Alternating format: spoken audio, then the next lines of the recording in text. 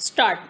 भारत में खाद्य पदार्थ की बर्बादी से आर्थिक प्रश्न ही नहीं बल्कि नैतिक प्रश्न भी उठते हैं। हमारा देश ऐसा है जहां आय और उपभोग में असमानता को खारिज नहीं किया जा सकता।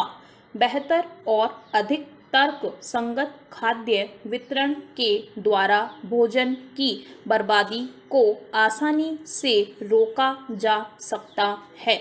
इससे हमें हमारी जनता के अपेक्षाकृत बड़े वर्ग तक इनकी आपूर्ति में सहायता मिलेगी।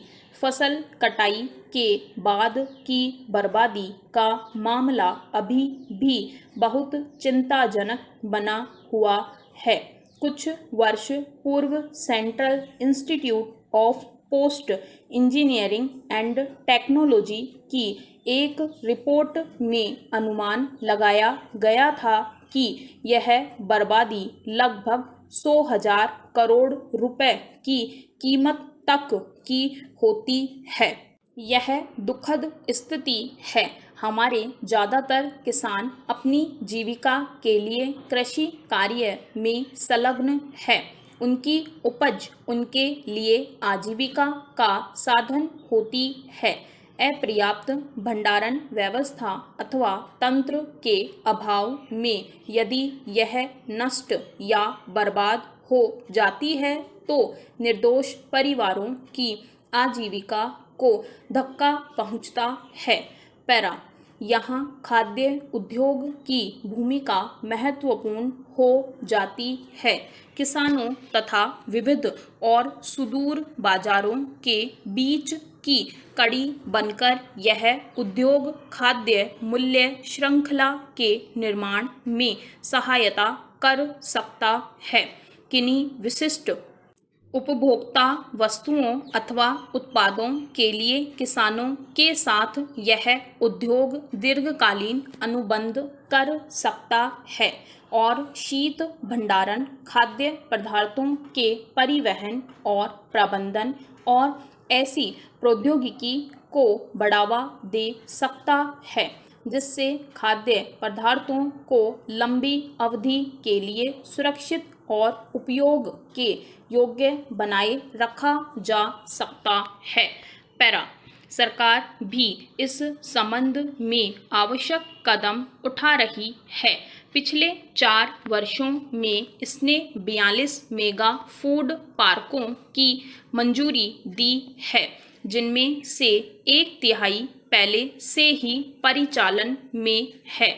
इसके साथ ही 274 कोल्ड चेन परियोजनाओं की घोषणा की गई है। उनमें से 129 पहले ही काम करने लगी है। भारत में निर्मित खाद्य उत्पादों के खुदरा और ई-कॉमर्स में अब 100% FDI की अनुमति है। खाद्य सुविधाओं को आधुनिक बनाने और कृषि संबंधी बर्बादी की रोकथाम के लिए प्रधानमंत्री किसान संपदा योजना शुरू की गई है। पैरा स्टार्ट मुद्रा और स्टार्टअप इंडिया जैसे कार्यक्रम लघु उद्योगों को बढ़ावा दे रहे हैं और कई मौकों पर छोटे किसान परिवार में भी लघु उद्योग शुरू हो जाता है। ये लघु उद्योग खाद्य उत्पादन में मूल्य संवर्धन कर रहे हैं और सूक्ष्म स्तर पर खाद्य को बढ़ावा दे रहे हैं। इस तरह की पहल केवल तभी सफल हो सकती है जब बिग फूड कहे जाने वाले खाद्य उद्योग सुविधा प्रदाता और उपयोगकर्ता भी बन जाएं। एक साधारण किसान परिवार जो फलों के उत्पादन के साथ अचार या जैम बनाकर बोतल बंद करना शुरू कर देता है, उसे असल में खाद्य उद्योग के लिए एक आपूर्तिकर्ता और राष्ट्रीय या अंतर्राष्ट्रीय मूल्य श्रृंखला का हिस्सा होना चाहिए। हम दुग्ध उद्योग में ऐसा कर चुके हैं। ऐसा कोई कारण नहीं है कि हम इस सफलता को अन्य खाद्य पदार्थों और उत्पादों के साथ न दोहराएं। पैरा, कोई भी विशेष साल पीछे मुड़कर देखने और अब तक की यात्रा पर गर्वपूर्ण दृष्टि डालने का अवसर होती है। इससे भी कहीं अधिक यह मौका कमर कसकर आगे बढ़ने का भी होता है।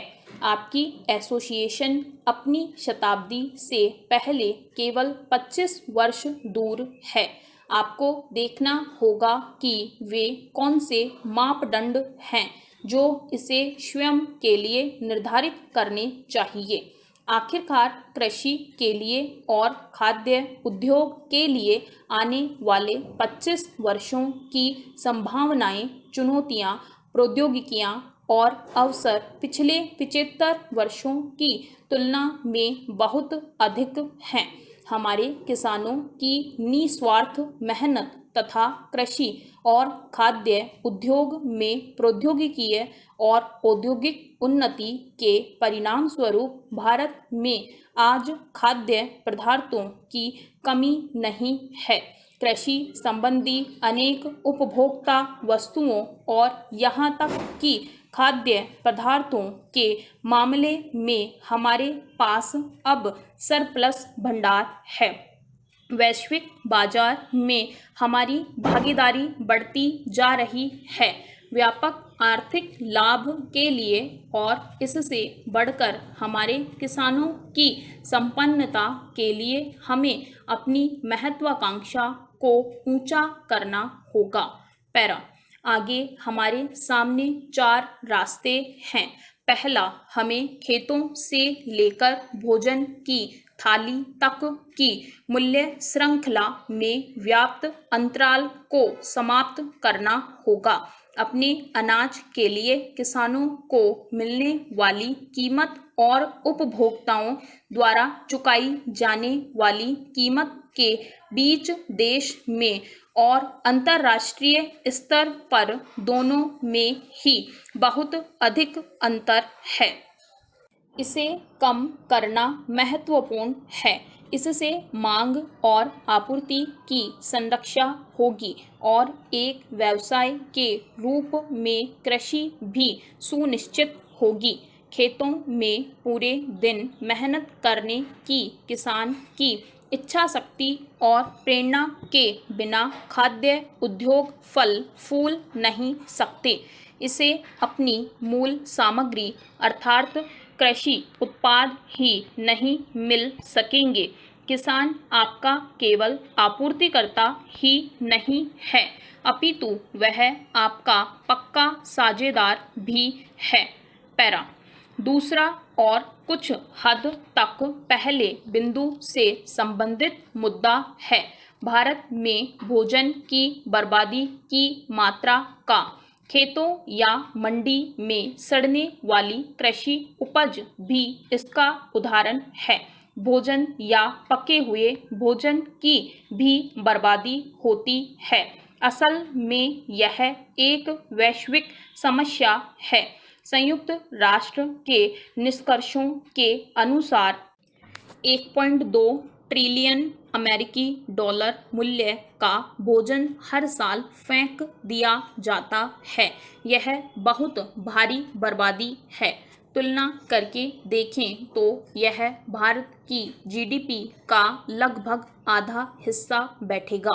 Para, all India food association के सम्मेलन के उद्घाटन के लिए यहाँ आकर मुझे खुशी हो रही है।